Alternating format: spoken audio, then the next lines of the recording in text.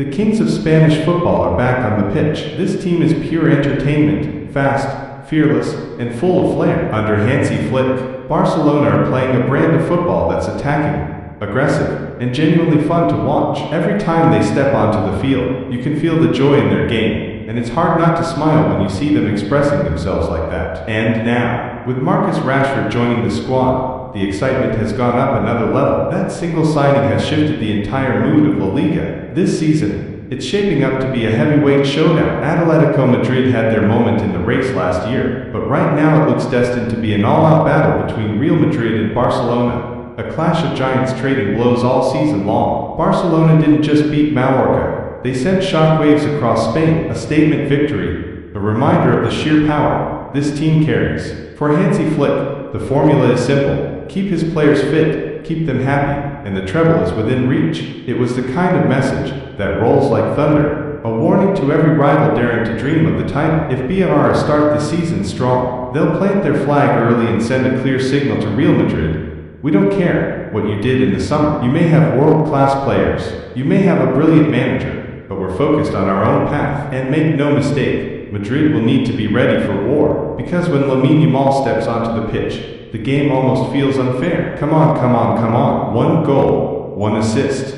and even drawing a red card in his very first La Liga outing of the season. Just 18 years old, yet he controls games with the authority of a veteran forged in fire. That's the thing. There's no way to stop him. If you close him down, he'll still find a way past. If you hold back, he'll punish you anyway. His first half goal was a reminder of just how he's a joy to play alongside, growing sharper, stronger, faster, and more mature with every game. Having him in this squad feels like a privilege. And then, there's Rafinha, revitalized under Hansi Flick, moved into a new central role. He's suddenly pulling the strings, linking the play, and transforming into the heartbeat of a machine designed to tear opponents apart. Alejandro Ball tearing down the wing, pure chaos in motion, a flash of speed that Mallorca had no answer for. Ferran Torres found the net with a goal that will stay on the score sheet, even if, truthfully, it probably shouldn't have stood, but the finish itself, simply brilliant. Then there's Pedri, the quiet magician. The game bends to his rhythm. Every touch a brushstroke, every pass a blade. He doesn't need to force his way forward. His vision and passing alone carve opponents apart. Even Joe Garcia, making his debut, showed the composure of a seasoned pro, pulling off key saves and standing tall, even after dislocating a finger. But the story of this night wasn't just about brilliance.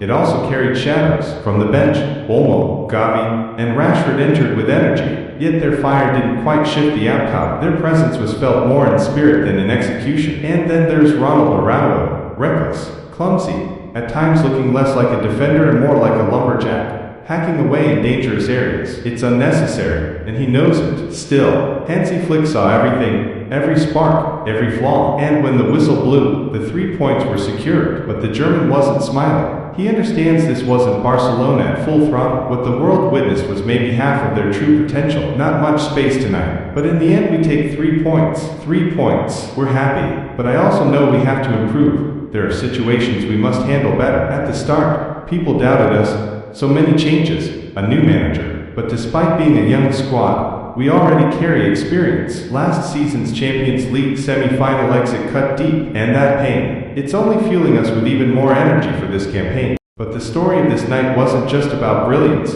It also carried shadows. From the bench, Olmo, Gavi, and Rashford entered with energy, yet their fire didn't quite shift the outcome. Their presence was felt more in spirit than in execution. And then there's Ronald Araujo, reckless, clumsy, at times looking less like a defender and more like a lumberjack, hacking away in dangerous areas. It's unnecessary, and he knows it. Still, Hansi Flick saw everything, every spark, every flaw, and when the whistle blew, the 3 points were secured. But the German wasn't smiling. He understands this wasn't Barcelona at full throttle. What the world witnessed was maybe half of their true potential. Not much space tonight. But in the end we take 3 points. 3 points. We're happy. But I also know we have to improve. There are situations we must handle better, and that's what makes this night so frightening. If this was Barcelona at only half their power, what happens when they unleash the rest? La Liga has been warned. The storm has only just begun. Welcome to the 2025-26 season of FC Barcelona, the second chapter under Hansi Flick. the man who has rebuilt this squad into a powerhouse feared across Europe. This season carries special weight. It's the year Lamine Yamal, just 18, steps into the legendary number 10 shirt, the same number worn by Ronaldo, the same number worn by Messi, a shirt heavy with pressure, history, and magic. Yamal is ready, not just with promise, but with goals, assists, and unforgettable nights. He's no longer the future, he's the present, and it's also the season of Gavi's return, the warrior who conquered injury, and now stands ready to remind the world that his heart and his talent beat as one with Barcelona. This is the season where new heroes emerge, Torres, Dro Fernandez, and others rising to prove that La Masia never stops producing brilliance. It always answers the call. The season where Joan Garcia and Marcus Rashford will learn the true meaning of wearing these colors, and why every player who joins BR inevitably falls in love with this badge. Welcome to the season where the entire nation is chasing the champion, where Real Madrid, stunned by last year's humiliation of losing all 5 Clásicos, return hungrier than ever for revenge. The season where Pedri reminds the world that his genius is unquestionable, that he is the last great artist of midfield football. The season where Pau Cubarsí shoulders the responsibility of a legend, commanding the backline after the departure of Igo Martinez. And above all, the season of the grand return to Camp Nou. The doors reopen, echoing with fresh memories of glory, and carrying the burning ambition to repeat, or even surpass, the treble. For now, the sound of machinery replaces the chants, but soon, those voices will rise again, echoing through the stands.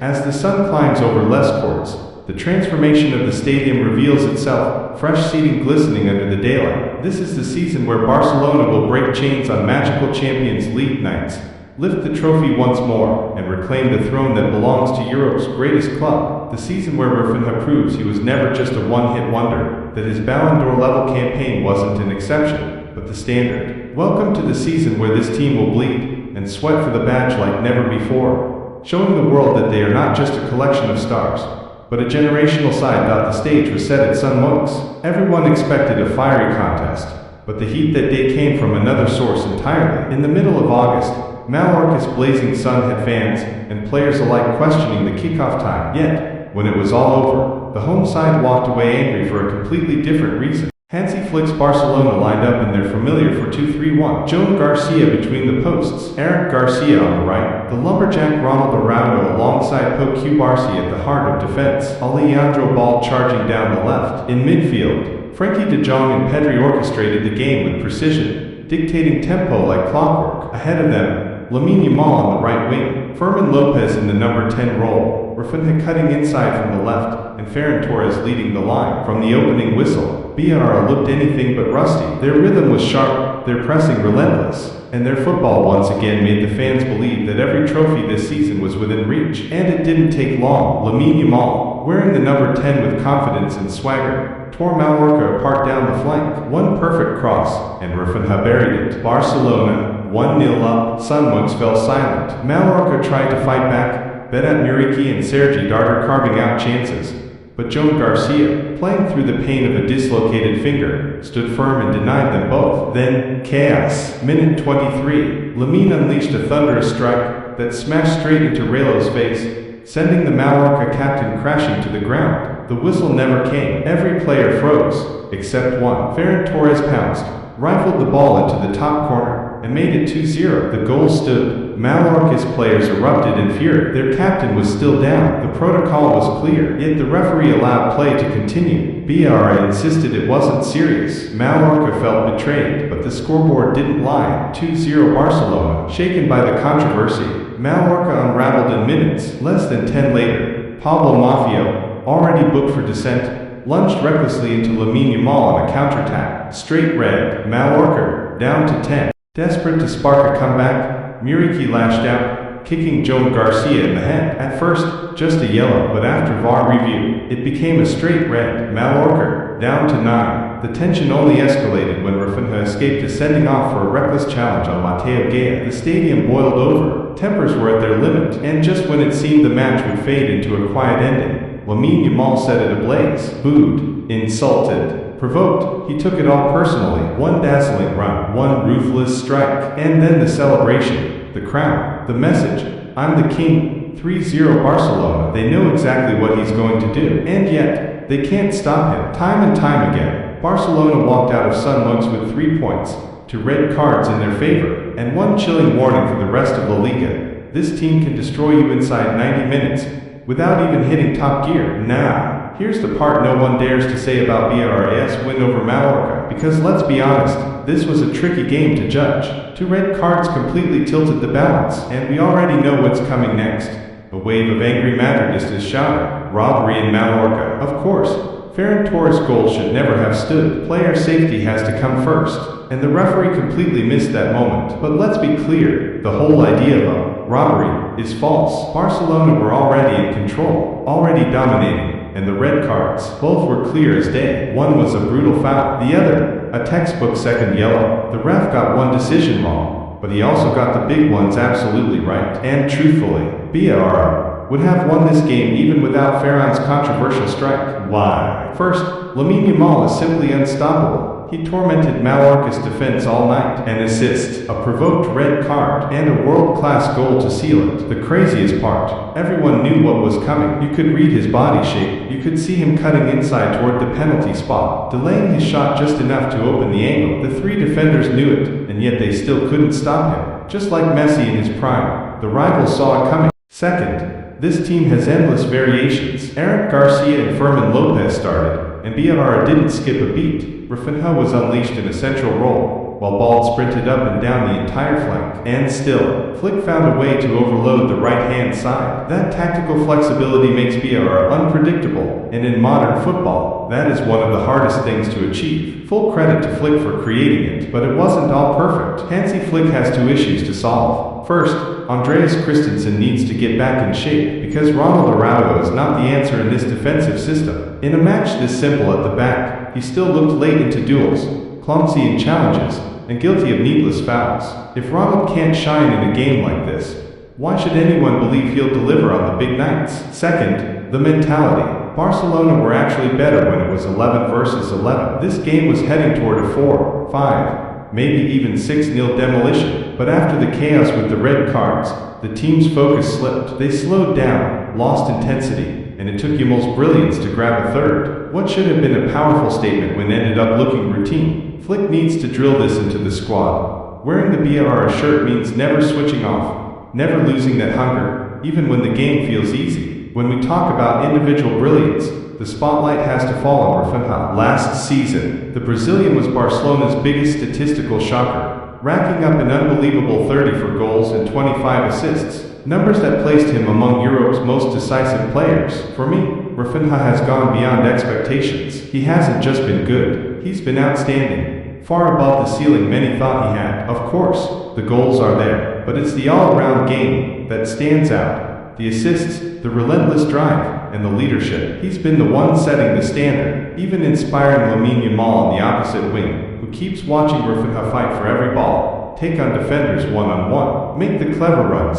and never stop trying to break lines. Yes, he's had plenty of chances to add even more goals, but that doesn't take away from the fact that Rafinha has been the standout performer in this side. Under Flick, he's become a cornerstone, not only on the pitch but also in the dressing room, and from the way he carries himself, it's clear he's determined to keep that role going forward. Rafinha wasted absolutely no time against Mallorca. He opened Barca's account for the new season with their first official goal. Mallorca tried to defend deep, shutting down every possible route forward, but Rafinha still managed to sniff out the danger and make things happen. In those tight battles, he found clever solutions. After the break, Flick shifted him to the left wing, and from that moment, Mallorca's defense was in real trouble. His sharp passing, smart positioning, and relentless runs tore open spaces again and again. Few attackers in La Liga read the flow of the game the way he does. Whenever you link up with him, there's always a sense that the move will end in a goal. His chemistry with Lamine Yamal was electric. The youngster spotted the gap, threaded the perfect pass,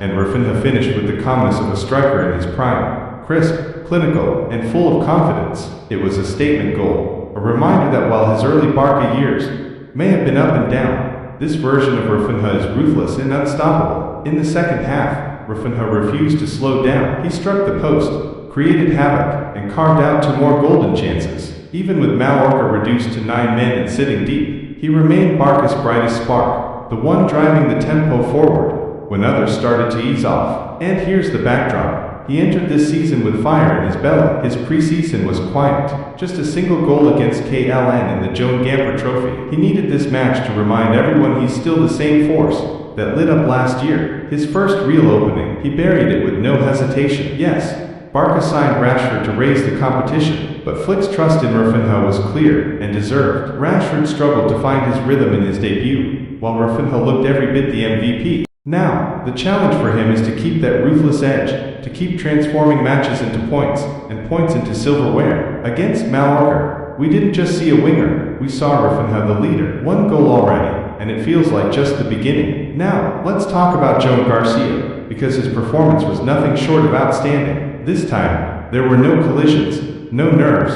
just pure authority. Barca may have only faced a single official shot on target against Mallorca, but every time Garcia was called into action, he rose to the occasion. He came off his line to claim crosses, narrowed angles with veteran-like composure, and radiated the confidence of a goalkeeper built for big nights. His talent excites, his presence reassures, and right now, he feels like the ideal man to stand between the posts for Barca. But his debut wasn't just about making calm, controlled saves, it was about sheer bravery. From the start, the night tested him. Even in warm-ups, he gave the bench a scare with a knock to his left hand. Then, in the first half, came a frightening moment. Muriqi stormed in recklessly, studs high, smashing into Garcia's face. The brutal contact left him with a swollen cheekbone, the kind of battle scar that says everything about the courage he showed. For a moment, the entire stadium froze. It looked as though Garcia might have to come off. A cut, a concussion. Maybe something worse could have ended his night right there. But instead, he rose to his feet, brushed it off, and carried on like a warrior. No theatrics, no panic, just pure resilience.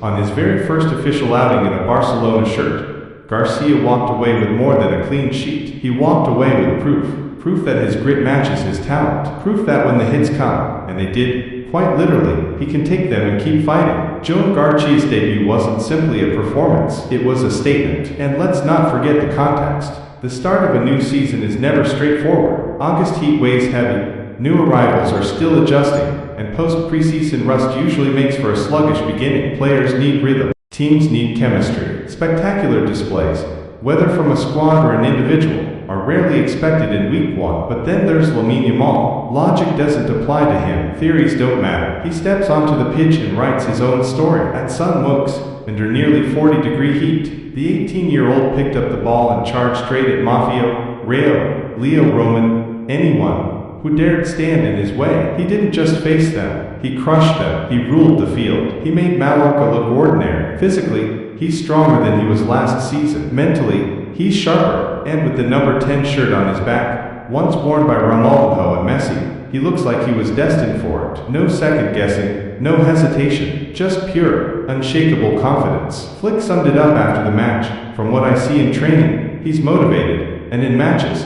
he fights, he defends, he plays. I'm happy for him. That's coach language for, this kid is untouchable. If Yamal keeps burning with this kind of drive, every left back in Europe is in for a nightmare. The gap is already massive, and he's only 18. And let's be clear, this Barcelona side isn't built around just one star. The summer's preparation is paying off. The squad looks united, balanced, and still fueled by the energy of last season's treble. Their potential, sky high. Right now, they boast the most dangerous attack in Europe, led by the best player in the world. The only question mark, the mental side of things, and the consistency of Ronald around him. If that puzzle is solved, this team won't just be tough to beat, they'll be unstoppable. Bielsa have kicked off the campaign like true champions, with Yamal dazzling, Garcia back in rhythm, Rafinha hungrier than ever, and Flick guiding the project. One thing is certain, this isn't just another season, this is a statement. See you next time.